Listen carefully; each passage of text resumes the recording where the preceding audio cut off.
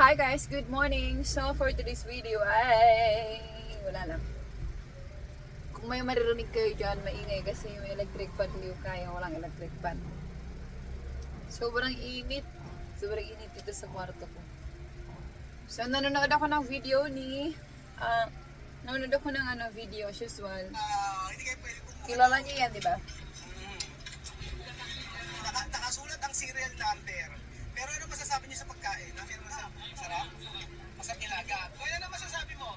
So, ayun guys, nanonood ako sa mga video ni Pinoy Equatorial Guinea, as usual. Alam naman talaga natin, nanonood talaga ako dyan.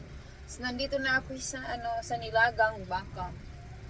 Alam nyo, medyo ako kasi malungkot si Chamame. Hindi ko alam kung bakit malungkot si Chamame. Pero kung ano man ang problema ni Chamame, sana malampasan niya yun.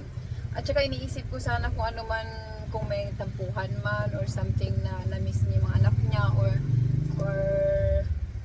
ano man ang naramdaman ni Chamame, sana hindi niya maisipag umuwi, no? Sana hindi niya maisipan na bumalik ng Equatorial Guinea kasi ang hirap pagka nampisa na nila, tapos bigla siyang magdesisyon na umuwi.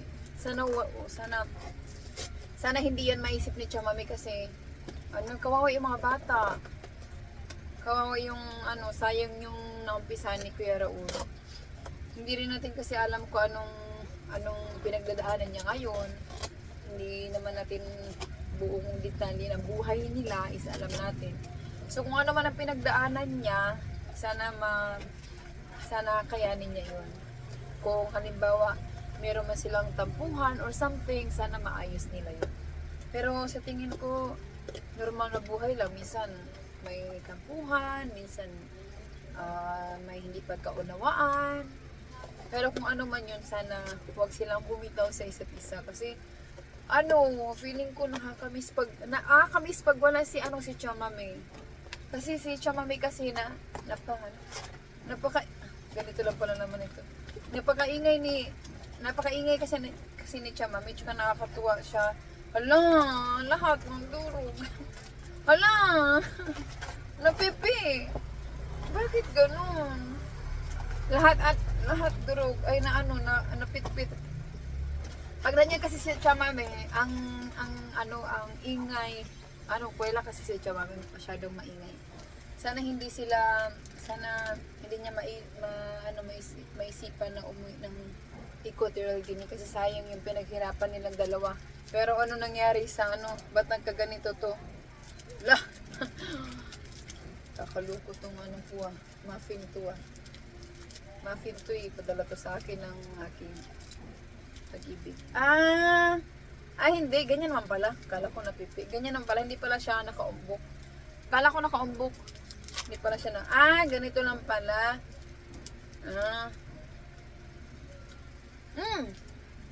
Masarap. Paano hindi maisipan ni Chamame na na umuwi ng Equatorial Guinea kasi hirap.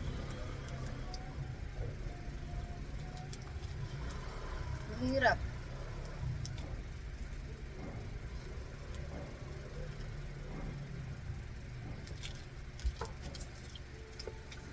Nakakalungkot lang pag halimbawa paano pagka naisipan ni Chamame na umuwi. Sayang naman yung pinaghirapan ni Kuya Raul. At saka kagaya ng sinabi ko, kung ano man ang pinagdaanan niya, sana malampasan niya. At kung mayroon mang hindi pagkaunawaan sa kanilang dalawa ni Kuya Raul, sana wag siyang basta-basta susuko kasi magkapatid ka, nagkakaasara, nag-aaway, pero magkakapatid pa din. Parang kami magkapatid. Minsan magkakapatid, minsan isang buwan di kami kitibuan, 2 buwan di kami kitibuan, minsan kalating taon di kami kitibuan, pero magkapatid pa rin kami. Pero doon talaga wala talagang perfectong pagsasama ka. Kaya sa mga Supporters ni Chama, may kapit lang tayo guys. Laban lang. Nood pa rin tayo kahit anong nangyari para sa mga bata. Okay? Siya, wag natin i-pressure si Kuya Raul kasi kawawa din naman siya. Nai-stress din siya sa mga nangyayari.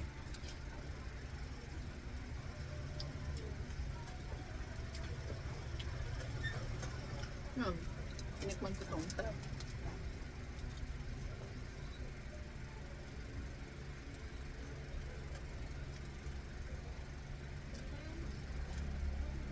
Kanina pa ako nakaupo dito.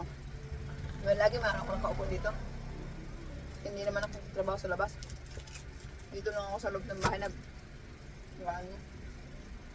nagdadaldal, charot. So ayan guys, pagpatuloy na natin ang panood kay Pinoy Equatorial Guinea. Thank you so much, Alberto Marina. Sabi niya rin si Amon. Thank you so much, Alberto Marina. Alberto Marina. Ano yung ganun masasabi sa pagkain? Akala ko nakaumbok siya pero okay lang na pala. Muntik na ako matismaya. Masarap siya. Lahat masarap. Ano masasabi niyo sa pagkain? Saan ba? Bibiyan ka ito pwede din kumita. Bien. Oo. Así. Misma, sinigang está bien? Delicious? 10 bars. Yummy ang sinigang. Nakakaintindi na sila ng English. Nakakapagsalita na sila ng konting Kasi English. sabi sa inyo, aros kung aros. Aros kung aros. Misma, Kanin. kumakahigop na sabaw. Sige niyo po si Misma, kumakahigop na sabaw. Higupin mo, Misma. Higupin mo sabaw. Higupin mo. Higupin mo. Dali. Ako, pangalawa na si Alima, oh. So, ayun guys, dito lang ang ating video. Yun lang masasabi ko for today's video. Huwag tayong bibitaw, kapit lang. Hanggang sa dulo, char. So, yun lang guys. Yun ang ating vlog for today. Bye for now. See you on my next vlog, charot. Bye! Nakain pa ako nito. Tumataba na ako dito, nakakain. Bye.